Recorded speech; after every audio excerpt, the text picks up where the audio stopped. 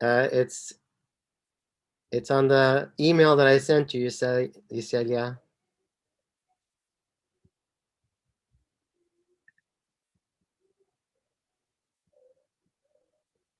So any questions before we start talking about video games? I think we left off here, or I think I left off here last time. Gosh, I can't remember anymore. Things are pretty blurry.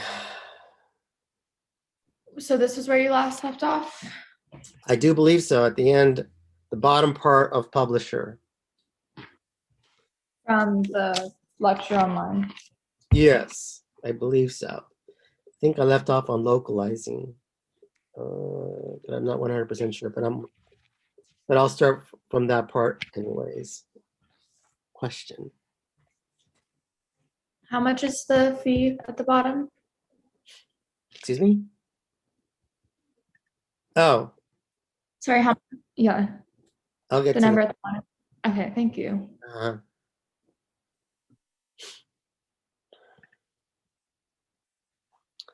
so localization or localizing, I think this is where I left off.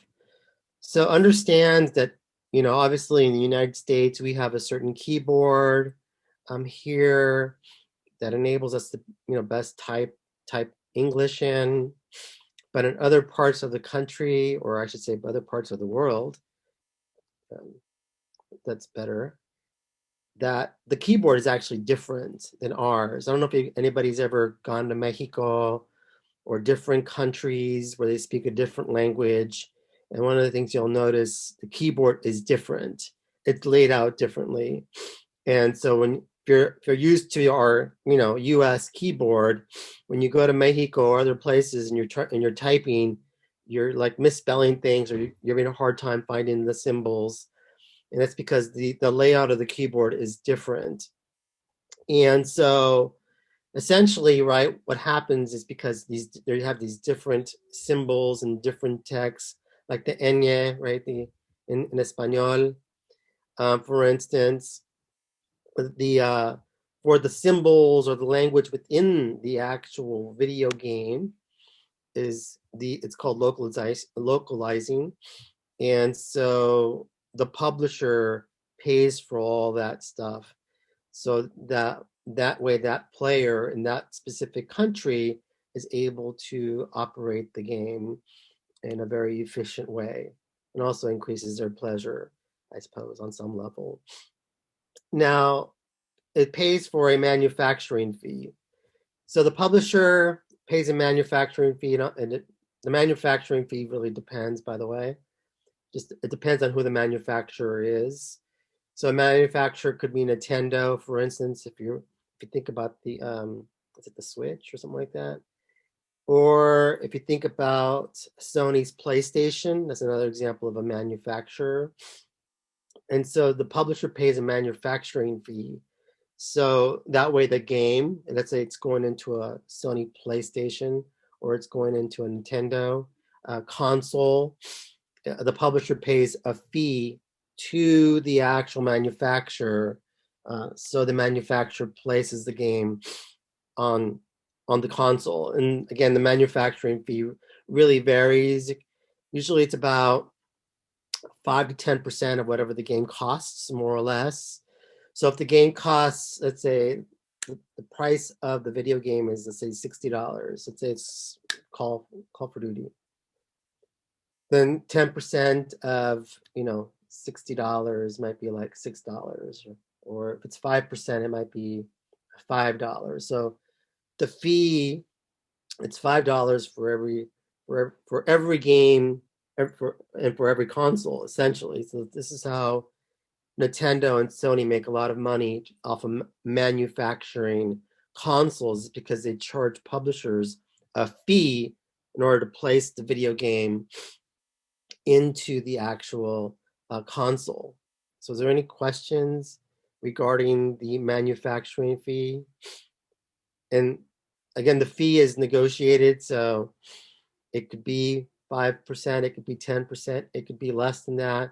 It depends on whatever the publisher negotiates with the actual manufacturer of the console. But whether that console manufacturer is Sony, or whether that console manufacturer is Nintendo or whoever.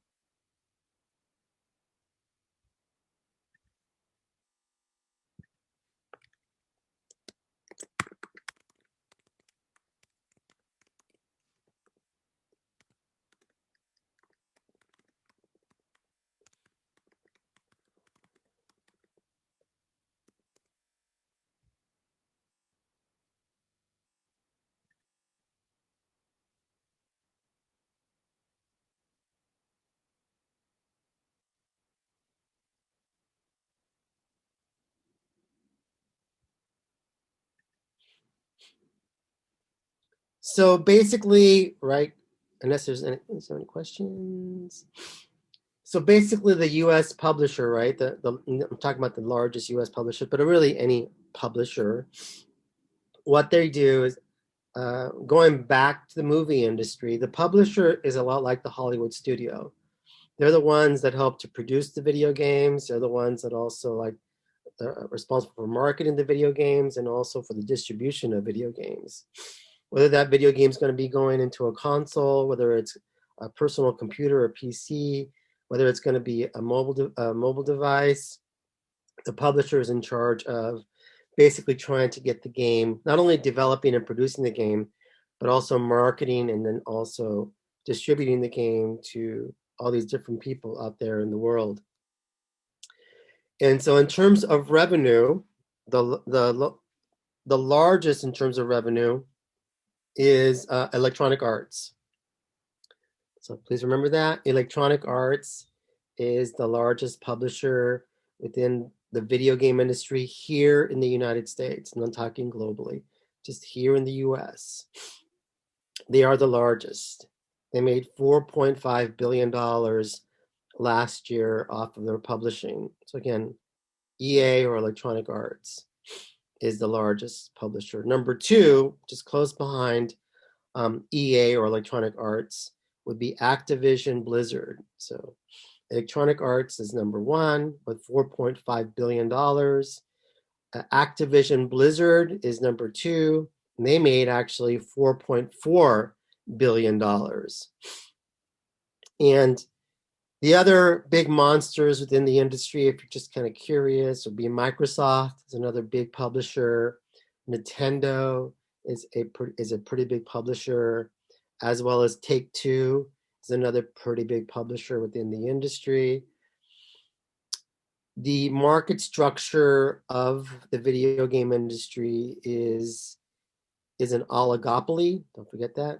The market structure is an oligopoly. The reason that it's an oligopoly is because the top four companies, which in this case would be Electronic Arts, Activision Blizzard, Microsoft, Nintendo, make up more than 40% of the market share.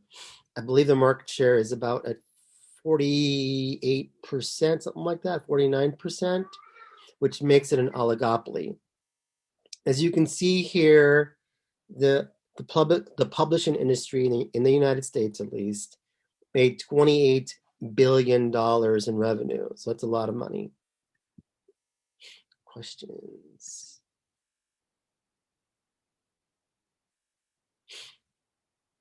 Yes, it's 2 minutes per question.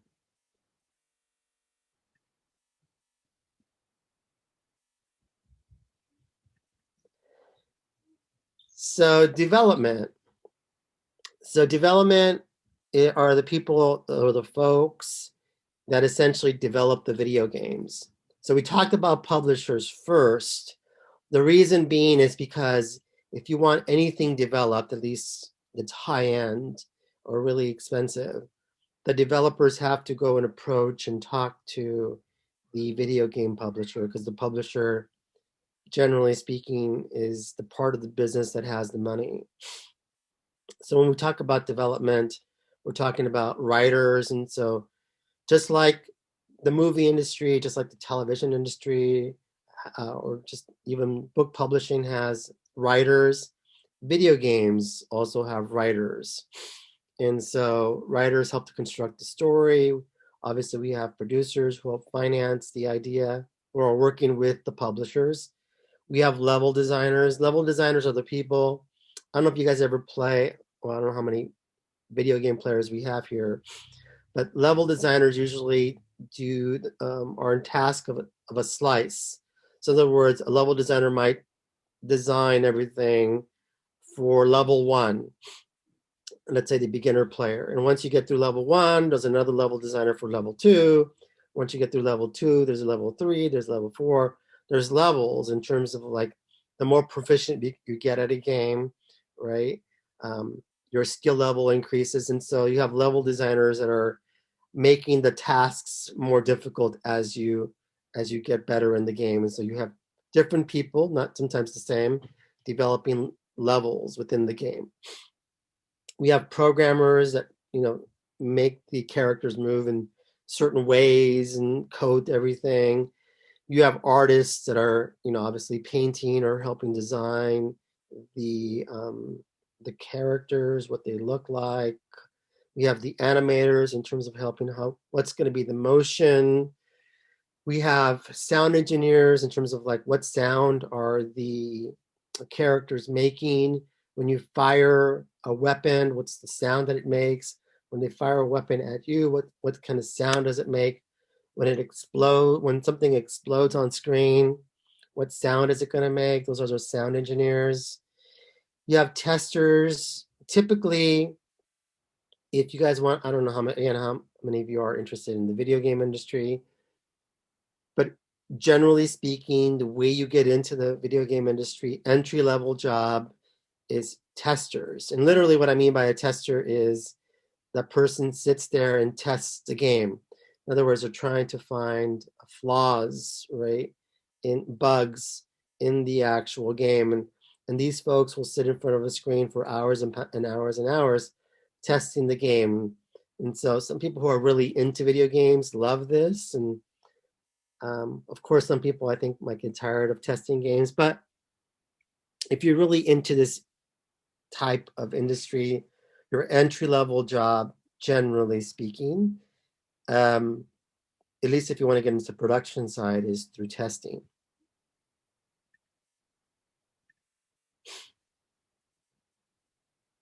What was the last note on the last slide? Royalty fee.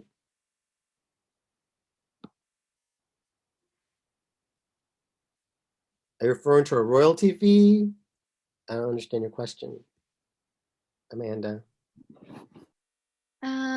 On the last slide, it said, "Oh, the Ibis World," or I don't know how to say it. I That's don't know if you mentioned That's that. a website. Oh, it's a website. A database.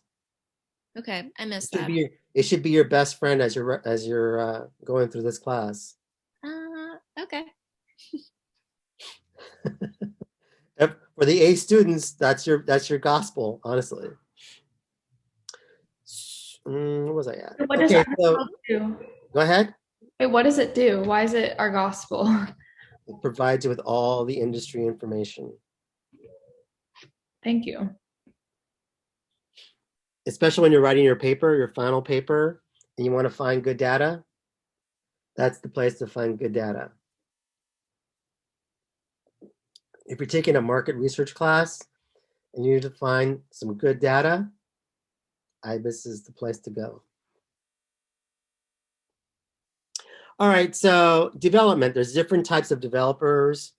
And so I think I referenced this or talked about this in the very first slide when I talked about definitions of the last lecture. And so we have first-party developers. And so first-party developers are essentially in line with the publisher or the studio. So they're the in-house developer. They're owned by the publisher. If you think about Sony, right? Sony has its own in-house developing division. You have Nintendo, their own in-house development division. A lot of these big publishers, Nintendo, EA, they have their own in-house developers, which means that they produce content and they oversee the production of the content. It enables them to produce better quality content, some would argue, when you have everything done in-house. So first party in-house developers. Second party, Second party developer means that they have a first look deal with the developer. So again, second party means they have a first look deal with a specific publisher. So in other words, it might accept a development deal, for instance, with a certain publisher at times. But so for example, let's just say you have a, Puente's video game development company. We'll just call it Puente for lack of creativity on my part. And let's just say that, I've become pretty good at developing video games. And let's just say Microsoft, asks me, hey, Puente, we see that you develop pretty good video games. We would like to develop, sort of a partnership with you. We're not going to buy you. We're not going to own you, but we want to have like a first look deal. So that would mean that, let's just say I came up with a clever idea for my next video game idea, and if I sign this agreement with Microsoft, I have to first pitch this idea to Microsoft before I can pitch this idea to Take-Two, or before I could pitch it to Nintendo, or before I could pitch it to Activision Blizzard, or before I could pitch it to Electronic Arts or Riot Games, any of these publishers. I have to first pitch it to Microsoft because I signed an agreement with Microsoft saying that I would pitch the idea to them first. Does that make sense? That for a second party developer means that they have a first look deal with a specific publisher. It means they have to pitch the idea to that publisher first.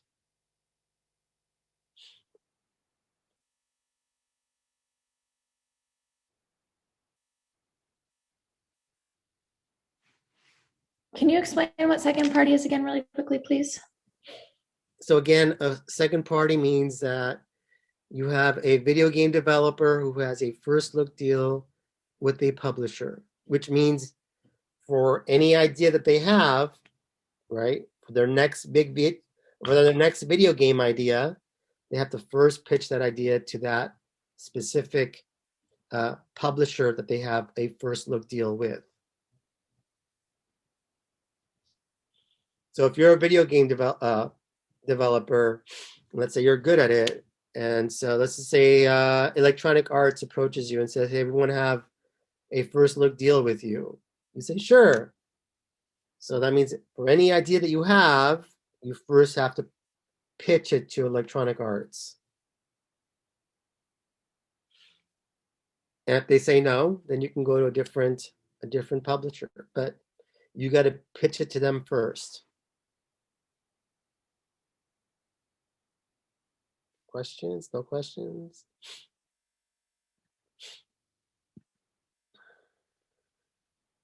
That's right.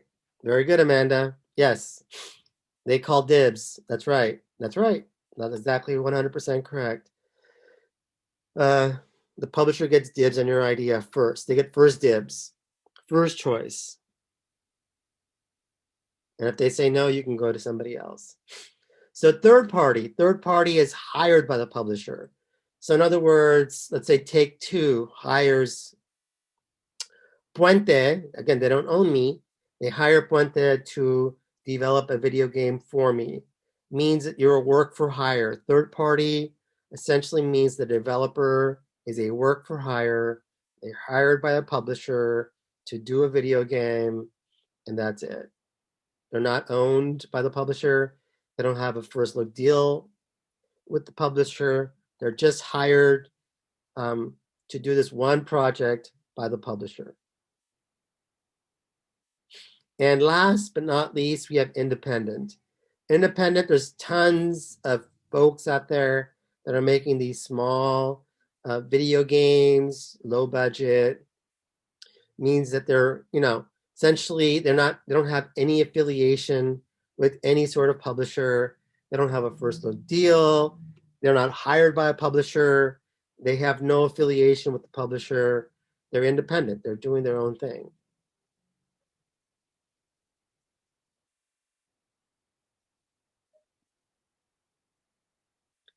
Any questions?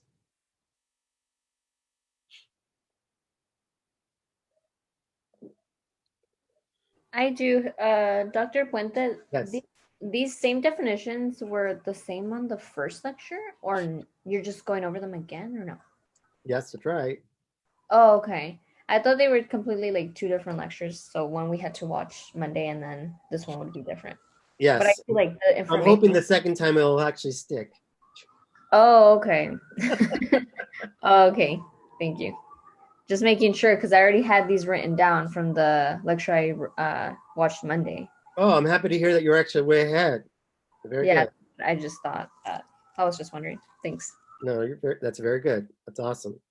I don't know who's talking, but good job. Um, so the game engine essentially, think of the engine as sort of like the heart of the video game. Or all of you, I'm assuming, drive a car, right? And so really the engine of a car is really the heart of a car. Once the engine fails, everything else fails. Same thing with the video game, right?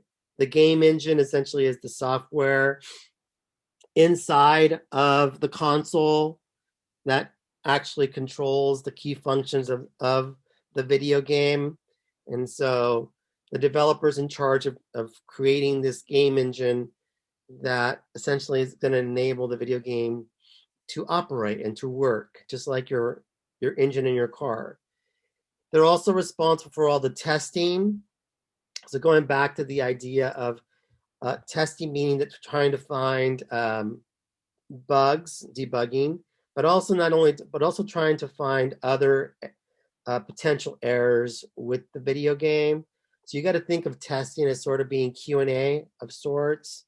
It means quality and assurance. They're testing it out to see what are the problems within the video game besides the bugs. What else is going on? Maybe the sound is off. Maybe the animation is off. Maybe the colors are off. So they're testing it to see how the video game is not only operating, but also how does it look. They're in charge of all the debugging, again, trying to fix the kinks of the video game.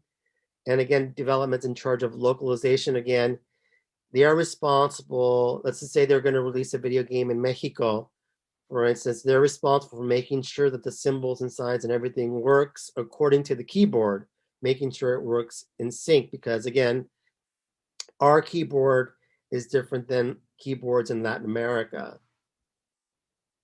And so also development's in charge of research. So in other words, they collect information on who is likely to play this video game. So in other words, who is going to be the primary target audience, right? Is this going to be young men between the ages of 18 to 24? Or is it going to be young men under 18? Or is it going to be women under 18? Or is it going to be women that are over the age of 35? So the developer does research to try to sort of figure out who is going to be playing this game, but also they do research to try to figure out how to make the game better, right? So does anybody ever play League of Legends or something like that? Anybody here play League of Legends? No more? Or okay, Fortnite's actually a really good example. I don't know if Fortnite has different variations, because I don't play Fortnite, although I do coach wrestling and my players are crazy about Fortnite. I don't get it. But so let's just say there's a new version of Fortnite that's coming out. So based on the research they have about the current players, and again, it seems like everybody plays Fortnite, but I would it seems like people under the age of 25 tend to gravitate towards that game. I could be wrong. But again, right? So based on your research, it's like, how do we make the game, the Fortnite game, the new version of Fortnite, even more better and even more engaging for the people who already play the video game?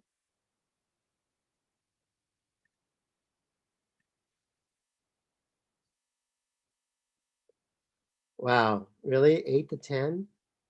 Really? Hmm. It's kind of weird. So, Are they that young? Is it really that they start at 8? That's Yeah, they're like, I've been watching them since they were like 8 and 10, and that's all they played was Fortnite. And they always talked about like getting like the kills and stuff like that. Like they were literally second and uh, fourth graders. wow. Wow. Okay. Well, let's just say that the audience is let's just starts at the age of 8 and goes up to 25. And so the next variation of Fortnite is going to try to make the game a better, more engaging, and even more addictive, right? And so that's kind of the dark side. Think about people. I know I've heard of people. I don't know anybody who actually play so much video games that they actually literally don't eat, right? Or don't sleep, or and sometimes I don't know if this is really true or this is folklore.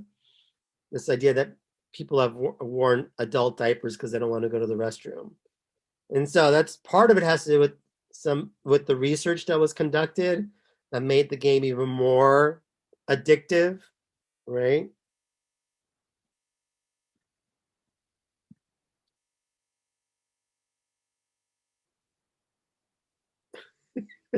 It is. I've heard it's true. It doesn't mean it's true. I've just heard about it.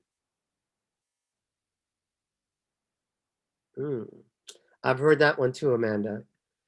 So this is where research is kind of a little bit dark about research. They're trying to get insight on how to make the game even better, or even some would say more addicting. Monetizing. Monetizing is essentially trying to figure out what type of game is it going to be in terms of monetizing. So, for instance, right, it could be like not a Fortnite, Call of Duty. I've Marcella, I have heard that if people have died while playing video games, yes. I've heard, and again, I've heard that people have, yeah, because they don't eat. They literally, they keep playing, and so they just don't stop. And so I don't know how common that is, but I've heard people losing jobs.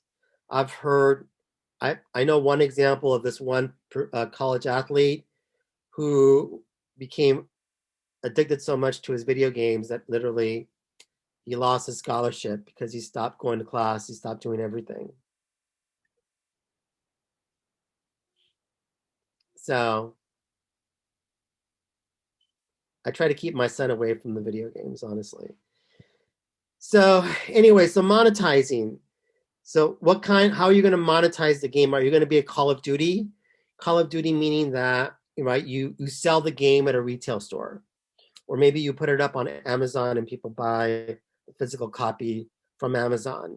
So you have a choice between, okay, selling the game, the actual video game, physical copies. Is it going to be some sort of digital download?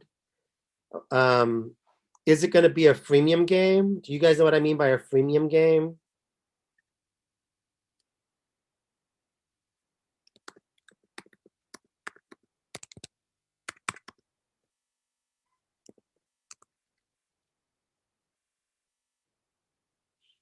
Right. Well, it's free, but it's not free, Marcella. Meaning, yes, obviously it's free, but if you want something extra, you got to pay a premium for it. So again, I don't know, League of Legends. I don't know if you play any of this stuff. I don't know if you play World of Warcraft or any of this stuff. Yes, Jared, that's a good example. So yes, it's free, right? Like Spotify, but if you want something extra, it costs you some money. And so a lot of video games do exactly what Spotify does, is that you get the free version, but if you want an upgrade or if you want to upgrade your characters, you actually have to pay extra. And so somebody mentioned that Marcella was, yeah, well, a lot of kids were addicted to World of Warcraft in high school. And so part of that was you pay a fee, right? The subscription fee for World of Warcraft.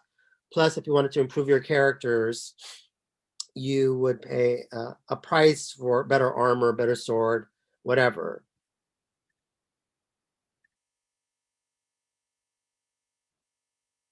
Yeah. That's exactly right, Ashley. And so, um, you also have these, part of the freemium is these in-game microtransactions. So if you think about League of Legends, if you think about World of Warcraft, there's a lot of extra revenue that's generated through these, in-game microtransactions. So yes, it's free, but because you're paying a little bit extra for extra stuff, it's really not free. Just giving you the illusion that it's free.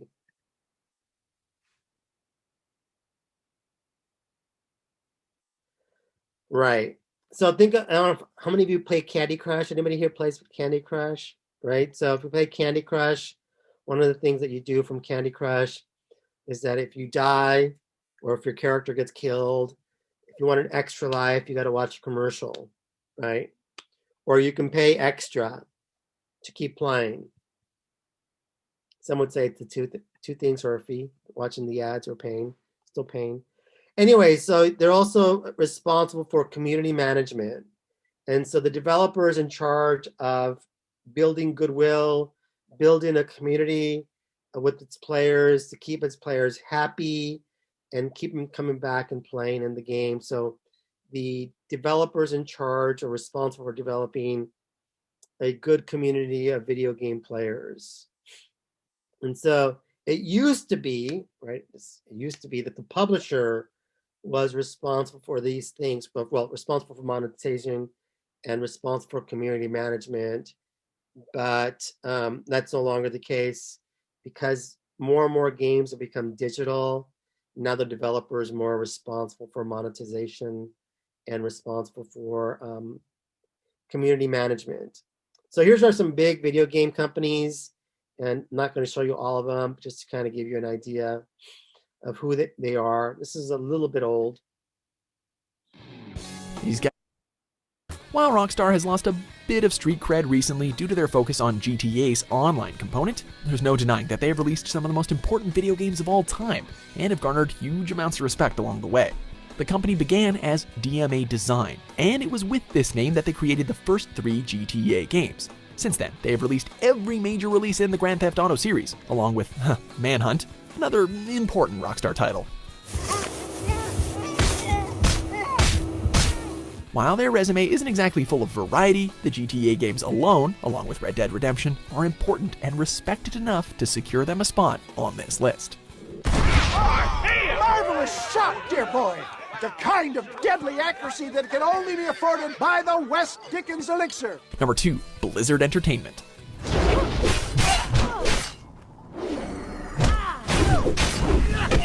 Blizzard Entertainment started small, as they only focused on ports and developing little games like Rock and Roll Racing and The Lost Vikings. However, it was the release of 1994's Warcraft: Orcs and Humans that put their name on the map, and they've been riding high ever since.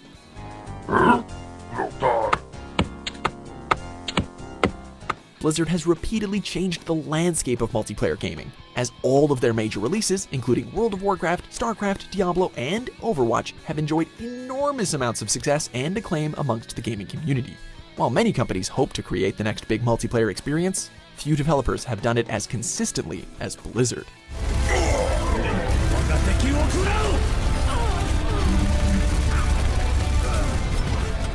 Number 1, Nintendo EAD.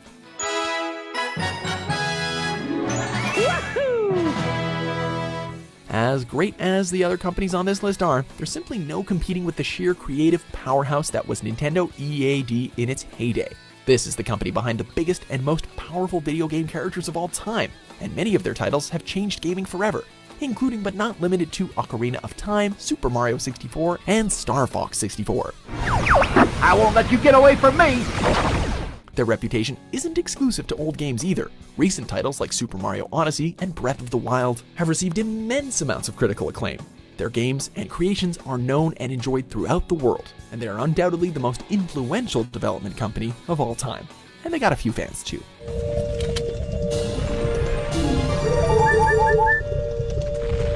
Do you agree with our picks? Check out these other great clips from WatchMojo and...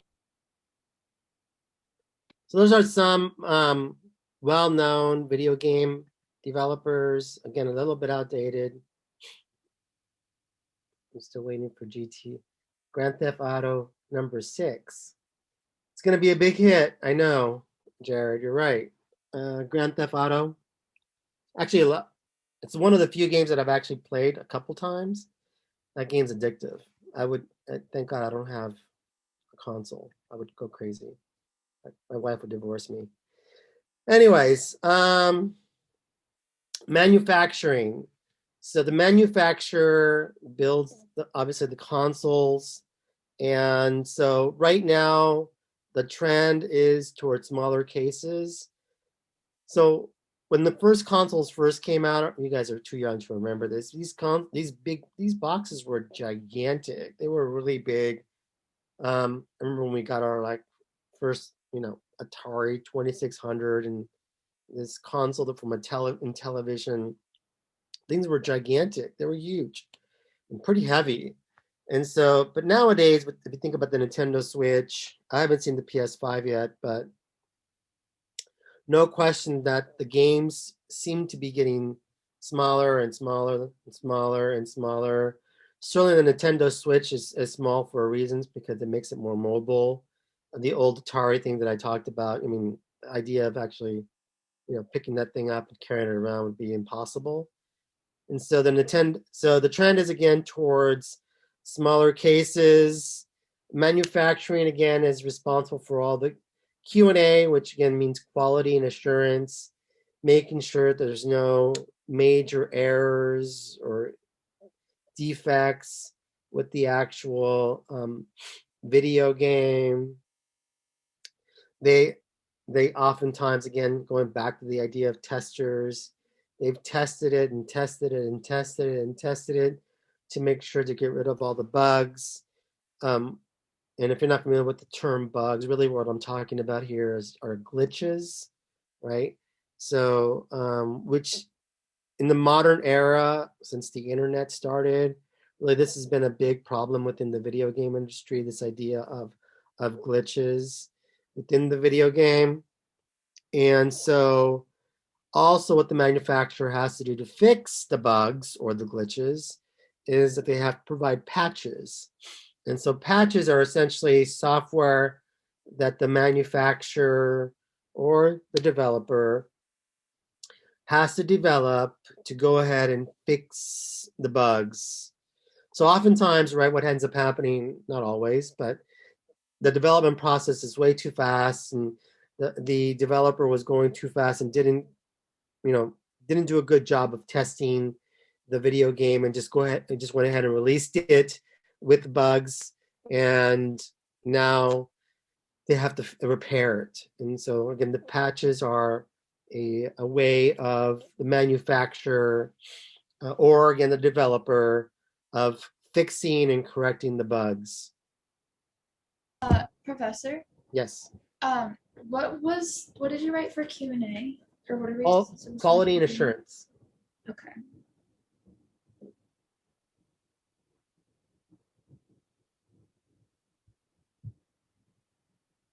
Okay, thank you. And then for bugs, do we just write that that manufacturers fix bugs? Bugs are glitches.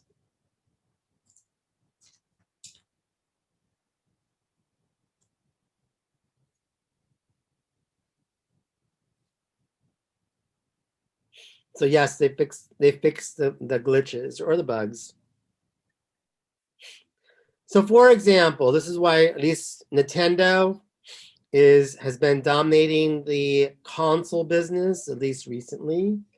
Certainly in 2019 and in 2020, Nintendo remains the leader when it comes to consoles. We'll see if the PS5 surpasses the Nintendo Switch in 2021. Remains to be seen. Nintendo has been doing great in the past year. The Nintendo Switch is the fastest selling console of the current generation, and Nintendo sold more games than any other publisher during 2018. 6 of the top 20 selling games in 2018 were actually Nintendo Switch exclusives. Compared to Sony and Microsoft, who were trying to turn PlayStation and Xbox into large entertainment brands, Nintendo is focusing on making games more portable, accessible, and just plain fun with the Switch. Nintendo has always had a reputation for making great games, but the Wii U was a major misstep. The company has gotten back on its feet and back in the game with the Nintendo Switch. Since March 2018, Nintendo has sold 8.7 million Switch consoles in the US, and the company expects to sell 35 million worldwide by March 2019. So why is the Switch selling so well? Because it actually works. You can hook it up to your TV at home, and when you're ready, you can pick it up and take it to play on the go. One of the biggest benefits the Switch has over the Wii U and the Wii is the larger digital library. There are just so many games you can play on the Switch. Your favorite, my favorite. Nintendo has built a cast of iconic characters with games like Super Mario, The Legend of Zelda, the Pokemon franchise. These characters have followed players across generations to different games, different consoles, and this is no more apparent than in Super Smash Bros. Ultimate, which is a mega mash of Nintendo characters. You've got Mario, Donkey Kong, Link, Zelda, Samus, Luigi, Yoshi, Diddy Kong, Marth, Roy. I mean, come on, that's the whole family right there. This year is going to bring some more cool Switch games too, like Super Mario Maker 2, Legend of Zelda Link's Awakening, which is an awesome remake of a Game Boy classic, and Marvel Ultimate Alliance 3, which is a Switch exclusive. I think that Reggie and the different marketing videos and silly demonstrations that they did really resonated with fans who were just as excited and crazy about the games. Seeing an executive at the top just as excited about a new Pokemon game, not excited to sell you a new Pokemon game, but excited about the Pokemon, was just fun, and that was important. As it stands right now, the Switch is very little competition in the portable gaming space. I think that a lot of their competitors are looking past what the Switch is right now and looking into streaming games and removing the need for a console or hardware entirely. But I think the Switch is going to stand out as a unique piece of hardware for a long time. There's still going to be an audience that wants what is essentially the Game Boy, the original handheld system that you can go around and play. And it certainly won't hurt if you can bring it home and plug it up to your TV. Given the success of the Switch, we'll have to wonder where Nintendo's going next. The company is still supporting software for its other handheld console, the 3DS, and that came out in February 2011. So if that's any indication, the Nintendo Switch could be along for a very, very long time. With streaming and other technology getting off the ground, there will still be opportunities for Nintendo to get their games out on other consoles or platforms if they so choose, but so far the company seems pretty interested in protecting their own games. So long as Nintendo can keep making great games for their iconic characters and delivering innovative hardware to their fans, they're going to be on top of the video game industry for years to come. And now we have Bowser, president of Nintendo of America.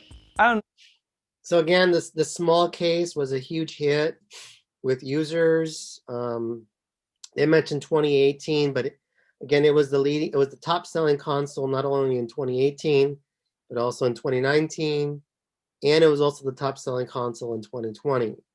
So again, we'll see what the PS5 does in 2021. I think the PS5 might beat it. I don't know. Who knows? Cyberpunk, I've heard of that game. So distribution. So distribution of video games could be straightforward, just in a sense that you can ship the video games to a retailer like a GameStop or a Target or a Walmart or even an Amazon, those sorts of things. You can send it to a platform if you want. So a platform would be like, for instance, Steam, which you see down here. It's an example of a platform of sorts. We have digital distribution. So that way, let's just say that you want to avoid the traditional retailer like a Target or a Walmart or a GameStop. You can just decide to put your game up online, and it can just be a digital distribution utilizing, again, just Steam. And in that case, right, generally speaking, if you just do a digital distribution, if you do your own distribution, that means there's going to be a lower distribution fee or a lower distribution cost. And so some large publishers, right, as you can see here, have created their own stores, online stores, to avoid the traditional retailers And again, it lowers their distribution costs if users can just go straight to the publisher's website and get the games there. There's also this thing called Valve. And so Valve created something called Steam. And Steam essentially is it's an online personal computer distribution platform. And essentially, it's kind of like a digital library of video games. So the distributor makes a deal with Steam, and then Steam accepts the deal, and then they place this video game on Steam, and then people can access the video game utilizing Steam. So think of Steam as, again, being sort of like a digital library, but for video games. And apparently Steam, well, I don't know if it's still a big deal, but it was a big deal. It had at least or close to 100 million users at one point in time. Again, I'm not sure how many users use it right now at this moment. I know last year it was at about 100 million users, video game users were using Steam. Now, the good thing about Steam and the reason why distributors like Steam is because Steam provides what they call DRMs. Does everybody know what a DRM is?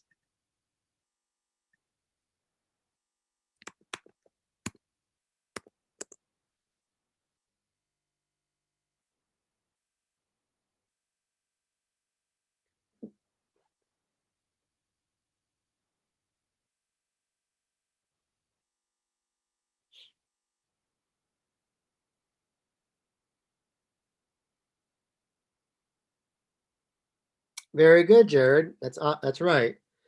So digital rights management. So very good, excellent. So DRMs, again, digital rights management. And so what Steam does is that it provides DRM protection for the distributor. So if you place your game up onto Steam, onto this sort of like digital library, Steam protects your video game from being pirated or being misused. Also, what Steam does, and this is why some distributors like this, is that Steam provides automatic updates. So you don't need to create patches, that extra fee of creating a patch to fix the bugs or fix the glitches.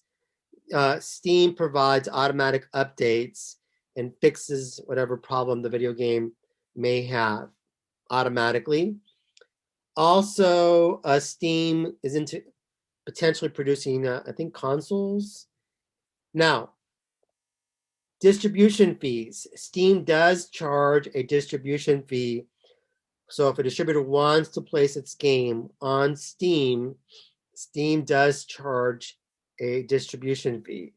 And their distribution fee is was 30%, and to my knowledge, it's still 30%.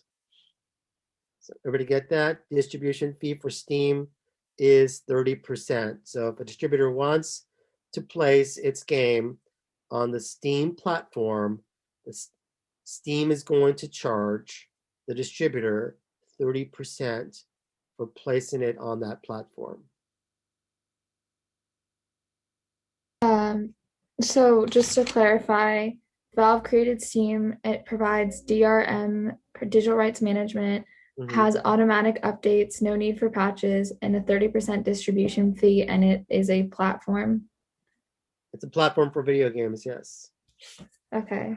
It's a platform also for users. So if a user wants to access the Steam website, it can go, once it accesses it, they have, a wide variety of choices of video games they can play.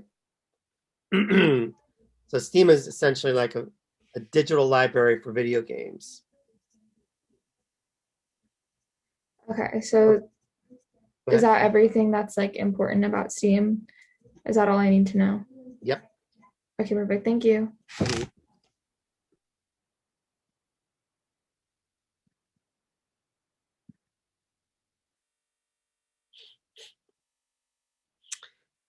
Jared, is Steam really still gigantic? You seem to know more about video games than most of the class, including me.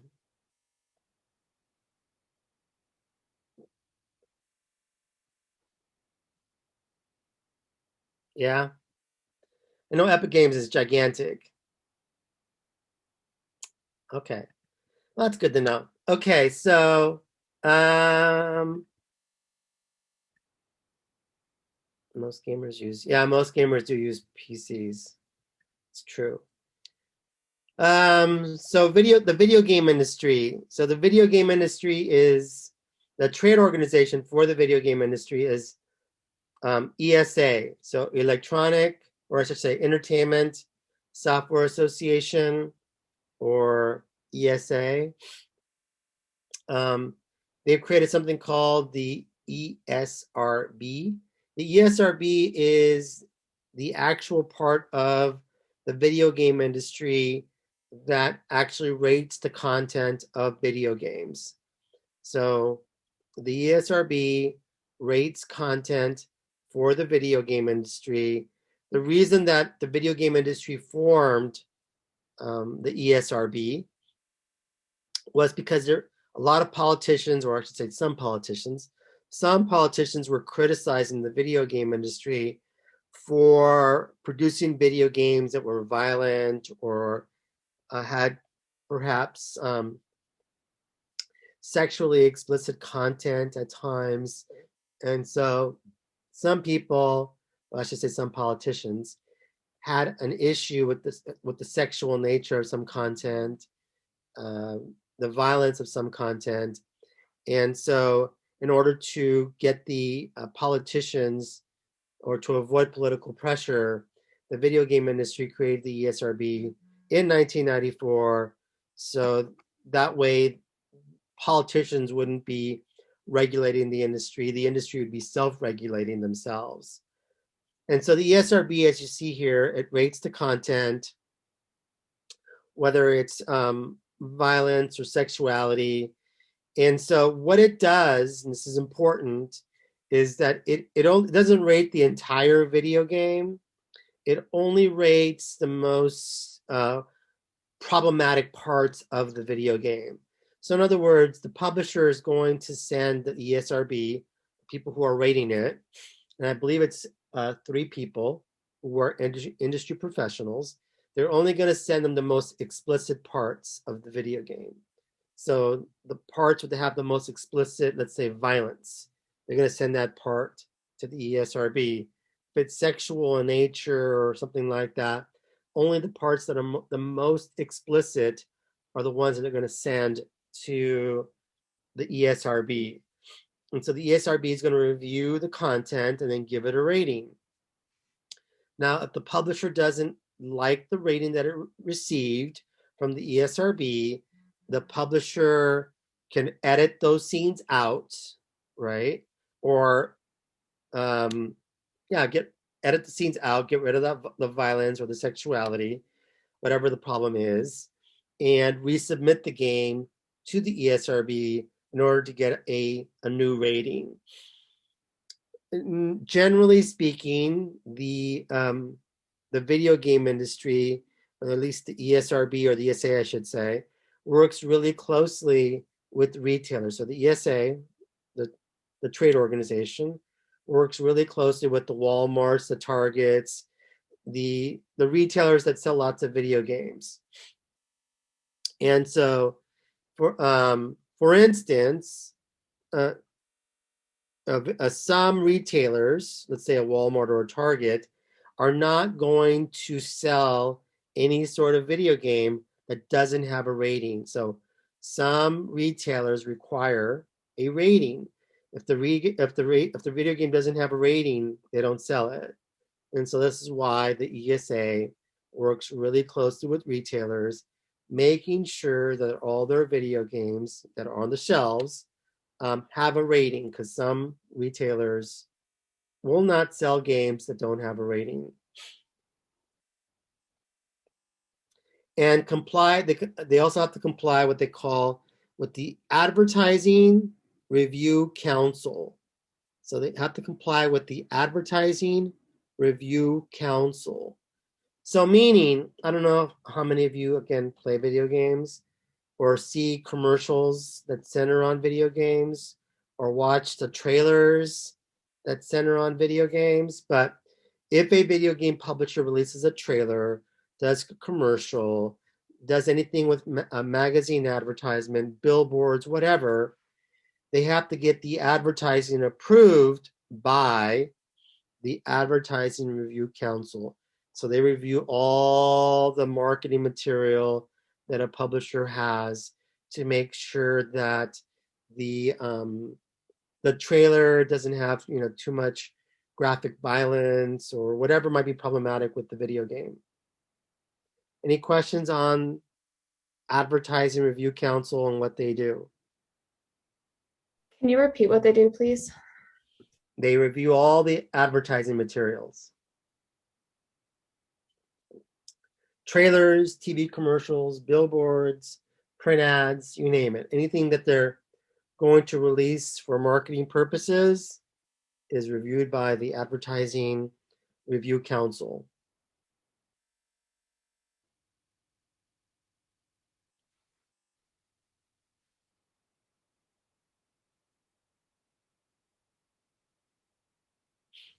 Any other questions? What time is it? Oh my goodness. Okay, so the retailer provides shelf space. Somebody asked me a good question last week, whether or not the retailer charges, and I still have to figure that out. I know food, they do for food. I'm not sure if Walmart or Target do, but my sense is they probably do.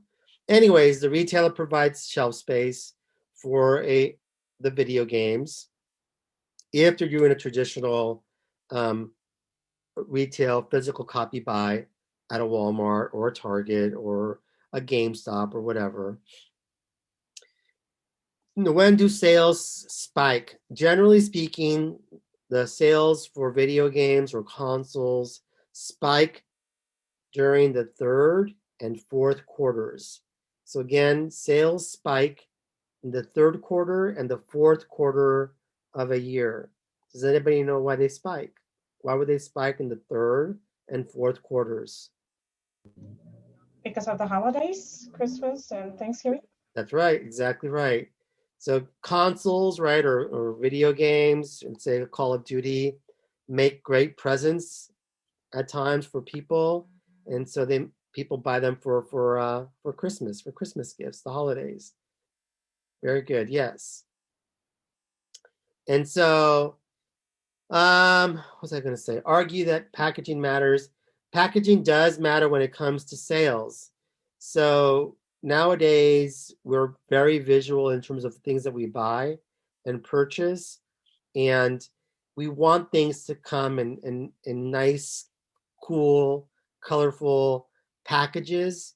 The reason being is because the package is now part of the experience when it comes to buying a product, right? I don't know how many, I think of it as sort of like when you the idea of perfume or makeup or something like that. Think about how it catches your eye as a consumer. The same sort of thing happens for video games, right? If things are packaged in a certain way with certain colors, they catch our eyes, and it matters. It helps to sell more materials or more goods when the package is attractive. And so I know GameStop also offers digital downloads codes for sales besides just the physical sales. And again, most sales for video games happen within the first month of the game's debut. So most sales, again, for a video game, when it's released into the marketplace, most sales happen within the first month of the game's debut. So if the game was released in, let's say, January, most of the sales for that video game will take place in January. It's very similar to movies. Most sales for a movie theatrical release happen in the first month.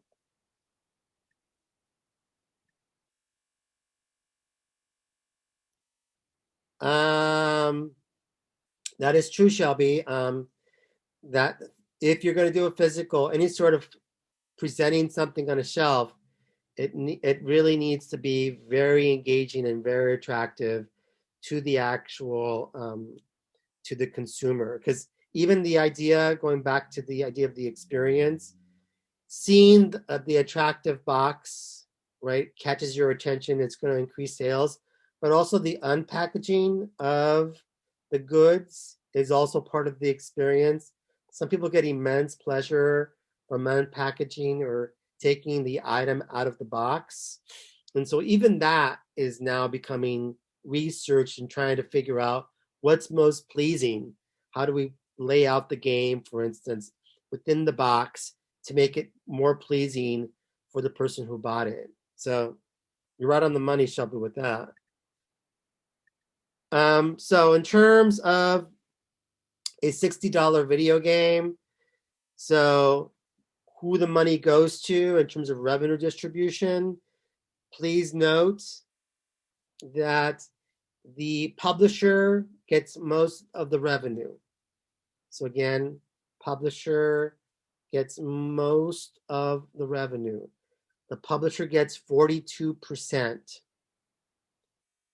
of the revenue off of a $60 sale. So that's close to what, $25, something like that, for a $60 video game, let's say Call of Duty. So as you can see here, the retail markup is 23%. That's when you buy it from a Target or a Walmart or an Amazon or whatever. Development, it's about 12%. Excuse me, Excuse me? Professor. Yes. So the producer receives the most revenue? The publisher. Publisher. Okay, thank you. And could you go back a slide, please? What do you need? What part? Just the last part of the slide we just had. Most sales happen within the first month of a game's debut. Okay. Most sales Awesome. for a video game happen in the first month of the game's debut. Okay, thank you.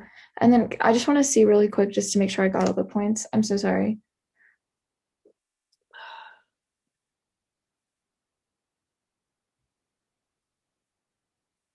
Okay, thank you. And the other parts of a $60 sale, as you can see here, is part of is the development of the video game. That would be the developer. And then the manufacturer, which could be the same developer, could be the manufacturer. The manufacturer would be, for instance, could be Sony. It could be a Nintendo.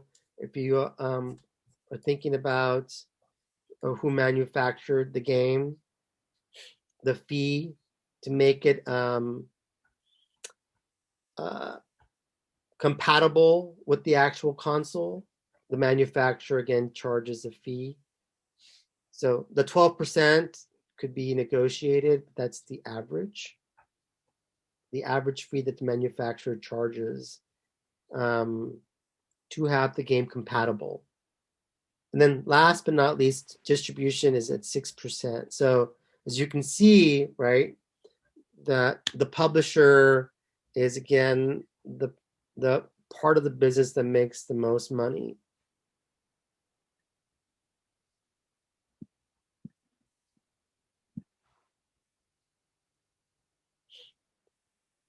End user. So the average gamer is 34 years old. So let's get rid of the notion that everybody who games or plays video games is under the age of 25 or under the age of 18. So there's lots of old folks, or at least older than 25, that are playing video games, since the average gamer is 34. Men tend to be players, although there's certainly more female players that are now becoming gamers or catching on to video games. I think right now the breakdown in terms of demographics, it's 59% male, and 41% female. But again, every year it seems like the number of women, at least percentage-wise, keeps increasing. I think that trend's going to continue. The most common player when it comes to age groups is between the ages of 18 to 34. So 18 to 34 are the most common players in terms of an age group. That would mean a lot of you are right in the primary demographic of most common player. 64% of adults play video games regularly. Now, I don't know what they mean by regularly. Do they mean I don't think they mean daily. Probably means that you play at least, 4 or 5 times a week, 3, 4, 5. So again, 64% of adults and 70% of people under the age of 18 play a video game regularly. Interesting. That's a lot of people. 64% of U.S. households have a console of some sort, which again, that's a lot. I guess I'm in the 36th percentile. It does not. So again, more adult females seem to be playing. That is certainly a trend. Another trend that I'm sure most of you are aware of, that's not on the slide, but I will mention as a trend, is this idea of lucrative tournaments. You can win a lot of money playing in these tournaments. As a matter of fact, I had a wrestler last year, one of our better wrestlers actually, who actually quit the wrestling team because he wanted to become a professional Fortnite player. And so I guess you can win a lot of money playing Fortnite.